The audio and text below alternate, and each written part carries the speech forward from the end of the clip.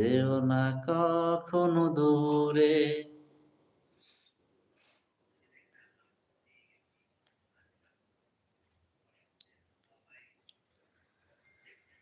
তুমি একটা স্বপ্ন পূরণ করো গো দয়াময়, তোমার পরে চাই যে পানা, আর কিছু তো নাই।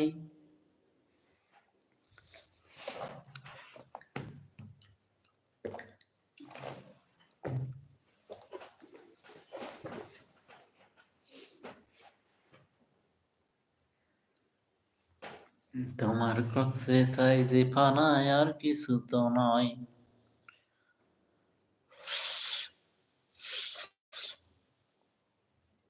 আমি হচ্ছে শীষ দিতে পারি না।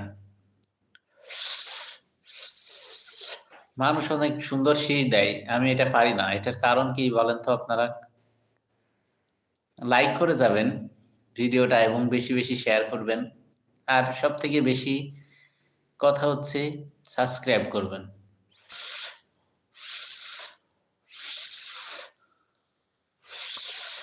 বেশি বেশি শেয়ার, বেশি বেশি ভালোবাসা।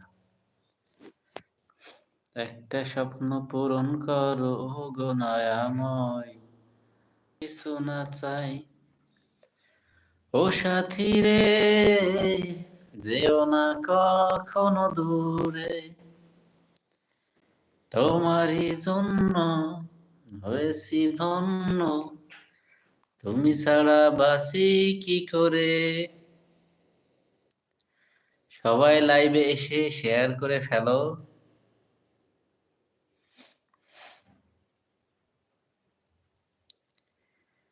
একটা স্বপ্ন পূরণ করো গো দয়াময়, তোমার কাছে চাই যে পানা, দিন হইল আন্ধার।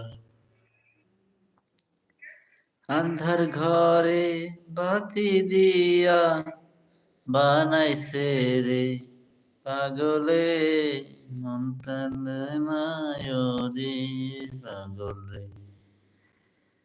তুমি আমি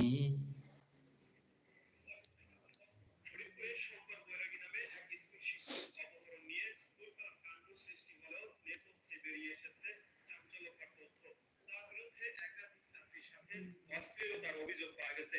এমনকি এক ছাত্রীর সাথে অশ্লীল ছবি আদান প্রদান, কথাবার্তার তথ্য পাওয়া গেছে।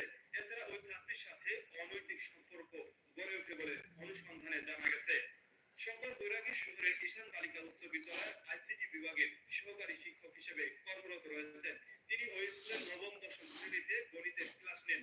গত ৩ ফেব্রুয়ারি সন্ধ্যা 7:30টায় শহরের অম্বিকা মেমোরিয়াল হলের সামনে থেকে একটি রিকশায় কয়েক যুবকের সাথে চলে যায় সে।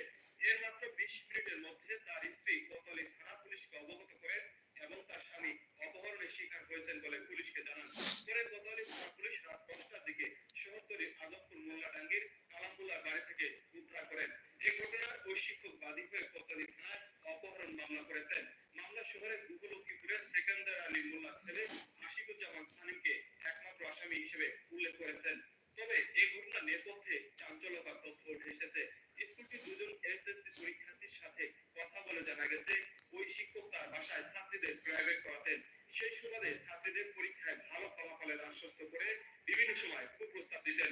রাজি না হলে পরীক্ষা না দেওয়ার এবং ফেল করিয়ে দেওয়ার হুমকিও দেওয়া হয়। এই সুযোগে এক ছাত্রীর সাথে সম্পর্কের রূপ নেয় তার। পরে ওই ছাত্রীর সাথে অনৈতিক সম্পর্ক গড়ে ওঠে। বিষয়টি তারা স্কুলের ভারপ্রাপ্ত প্রধান শিক্ষিকা শামসুন নাহারকে গত 3 মাস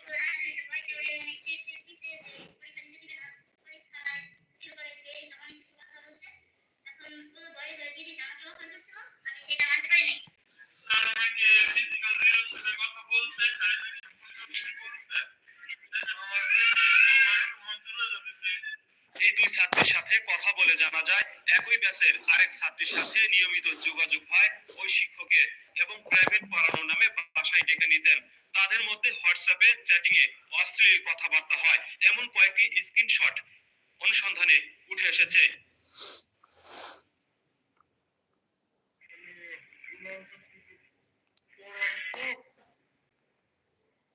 অবগত করেন, কিন্তু স্কুল কর্তৃপক্ষ বিষয়টি ধামাচাপা দেন এবং ওই শিক্ষকের বিরুদ্ধে কার্যকরী পদক্ষেপ না নেওয়ায় আরো বেপরোয়া হয়ে